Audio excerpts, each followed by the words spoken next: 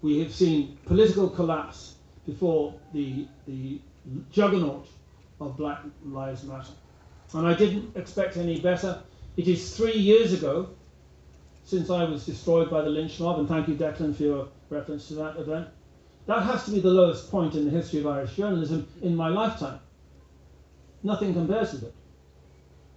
I mean, the fact it was made possible by the approval of every single journalist is interesting, who was writing about it in Ireland. Journalists writing outside Ireland, women in particular, have come to my support. And in Ireland, only Owen Harris of the Sunday Independent supported me. The rest joined in jubilantly, as did Leo Varadkar in his first words as Taoiseach. He denounced me as an anti-Semite and a misogynist. You understand now why any young person embarking on a career as a journalist would never stray from that median path, the one down the centre of the road. You stray from that median path, you will be hit by a car coming from one direction or the other. The only way you can survive is by being safe, by saying nothing controversial, nothing that's going to be opposed by feminists or the multiracialists or this lobby or that lobby. This single issue activism sponsored by semi-state bodies, by the term you used earlier on, which I've forgotten, what is it called? The NGOs. These are all advocacy groups. There is no advocacy group for freedom of speech. There is no advocacy group for people like you. There is no advocacy group defending the right of Catholics to be Catholics, or Church of Ireland to be the Church of Ireland, or Jews to be Jews. There is no such advocacy group. It's all for the so-called libertarian, but it's not libertarian, as we all know. It's a despotism that's out there. And because we've abandoned Christianity, because we've abandoned the rules of Christianity, because we've abandoned the connecting tissue that makes sense of Christianity as a founding basis for our civilization, which enriched the world, enabled us to invent, us in Western Europe, to invent science and a binding moral ethos that respected individuals while it retained a hierarchy of some kind. That connecting tissue is gone. And foremost in the destruction of that connecting tissue have been the media. And the media have done its job now. It's over. This phase of Western civilization is finished. I'm not saying that Western civilization is finished. I think it might very well be. But what we've seen is an end to the free society and free speech as we all knew it. And what's going to replace it, I don't know, but I think Declan's absolutely right. I think we have an extraordinary foe in communist China. I believe that the treatment of the Uyghur people, I've only ever heard it, I've never heard it pronounced before. That's interesting, I've never heard it pronounced on television or radio, because no one talks about it. I've only seen it written down. It's like Riga, but it's pronounced. Yeah. But I've never heard RTE announcing, reporting that 1 million people are held in Chinese concentration camps because they're Muslims. I didn't do a search of that in the Irish Times archive. I did find that Islamic fundamentalism, or Islamic terrorism, is less important than Islamophobia, because Islamophobia is a useful cudgel to hit class enemies, ideological enemies like me. But I'm one of the few. But how many journalists will write about the incarceration of 1 million Muslims? 1 million Muslims by the Chinese without a word of protest. I'll get on to my briefly, because we're running out of time. My pet project, of course, is Israel, because I'm a great defender of Israel, the state of Israel. You've heard about the great crimes of Israel. Nothing that Israel has ever done in its existence compares with the internment and murder, we don't know how many, probably thousands every year, of Chinese Muslims. You don't hear anything about that. And that is a colossal civilizational and cultural and journalistic failure within not just Irish life, but in life everywhere across Europe. Now, we're coming up to lunchtime. Thank you for your silence and your attention. Thank you. Wonderful.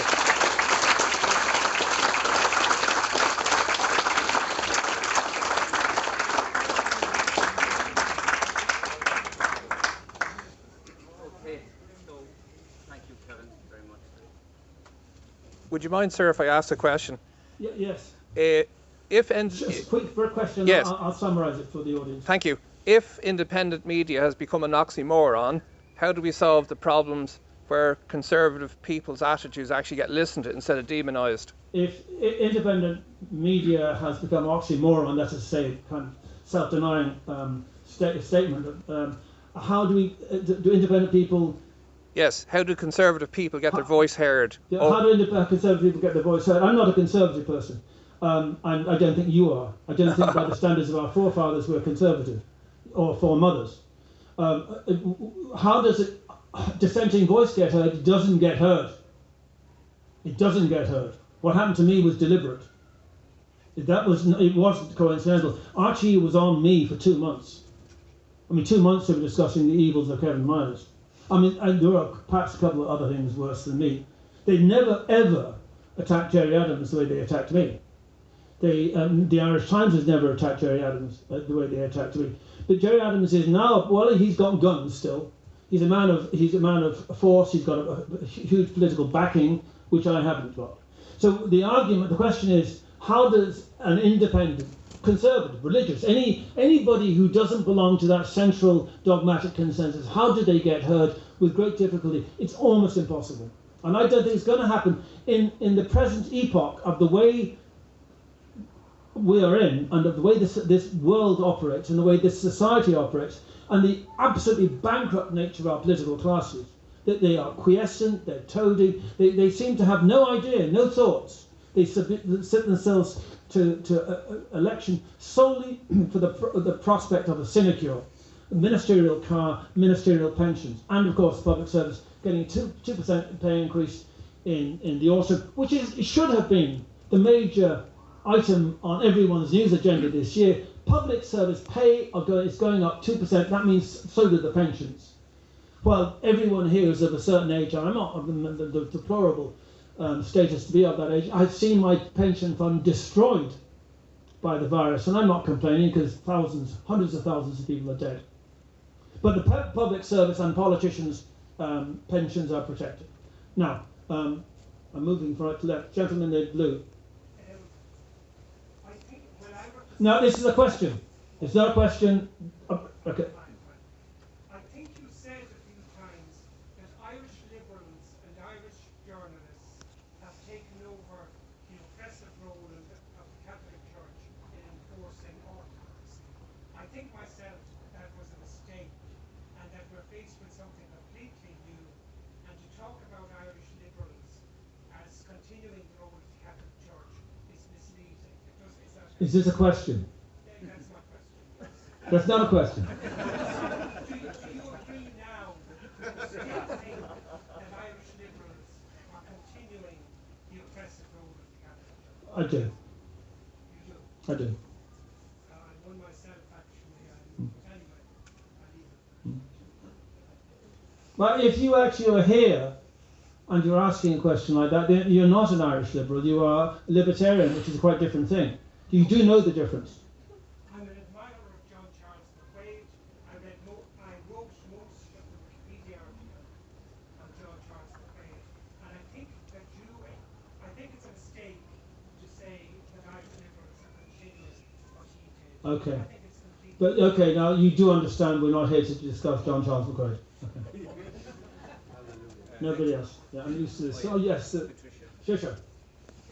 She lives 200 yards away from me. She can ask me this in Kildare. Yes, Trisha. That's absolutely great.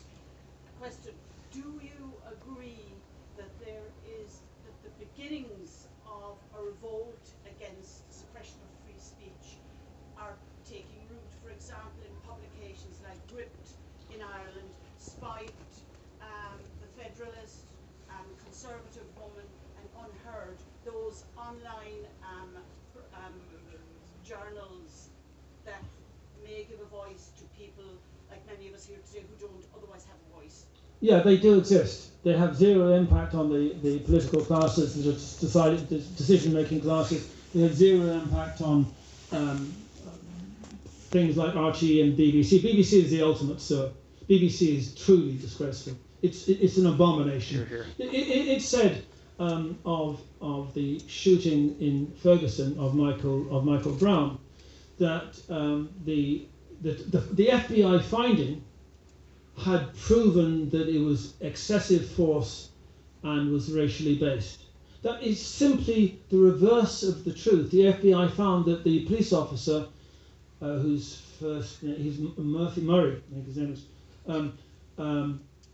he found he had no choice, based on not one single eyewitness of the 60 people who were on the street when Michael Brown was shot. Not one of them said that he had said, "Hands up, don't shoot." Yet that's appeared in the Irish Times. And so when people began to demonstrate outside the American embassy there in Dublin, they were all doing this: "Hands up, don't shoot," to guards who are unarmed. So one of the problems about Irish life is we imitate. We see something happening in America and say, "We've got to do it like that." Even the cultural points of order, but the cultural coordinates are completely different. So just to straighten your question, yeah, there will be the online, so we speak these days, of community, of dissenters. But they have no power and they cannot speak to power. Unless you speak to power and are heard, then it's just it's a purely private auditorium. It's a small echo chamber of your own. Everyone here is either like me, a kind of ex-Catholic, but regretting a great deal of what we've just said. And also, I mean, I was, in my younger day, a rejecter of all the things that made my life possible. I rejected capitalism, I rejected the kind of freedoms that had resulted from generations of hard work and courage and serious intellectual inquiry. And that's the democratic states that we had up until 1989. Then with 1989, we seemed to think that somehow or other what we had wasn't important. And that we allowed communist ideologists who were not going to work on the economic model anymore because they knew that didn't work. But they did understand the need to control the state. They did understand the need to control thought. They did understand the need to control universities and to corrupt young minds. It was Jonathan Haidt, who's a social psychologist at New York University, who reported in 2011, 2012, the emergence of a new generation of students who were born in 1996, reaching age of 7 in around 2003. And by the time they're going to college, they really resisted and resented hearing new ideas or new ideas that challenged them. And that's when the term safe space came into existence in American colleges. It followed in no time at all in Ireland. But it was the emergence of the collision of social media and of the machines that these people have, and I haven't got these iPads or whatever you call them. You've got a couple, I'm sure. But I haven't got anything like that. I've got a phone I can telephone on, but that's all I could do. But young people had their childhoods corrupted by these evil forces from Silicon Valley. They don't allow, the engineers who make these devices don't allow their children to have that, because the children who use these things, their brains have been hardwired around the expectations and the requirements of the Silicon Valley engineers. This is a very sick and deranged world. So that we are producing children who have been shaped and malshaped and misformed and corrupted and abused for the needs of Facebook and Microsoft and all of the other companies whose names I don't know. So those of us who are actually immune to, or we think we're immune to the witchcraft of Silicon Valley, well, we can just talk in our own little tent here in Roscommon, and we're allowed to, because we're not a threat to anybody. None of us, if we stood for government, would be elected. We all know that, apart from you. So he's gone. You see, he's fled. Thank you very much for your thought-provoking into voting for a totalitarian vote. There's nothing subtle about what's going on. It's not subtle. We are being cudgeled into conformism.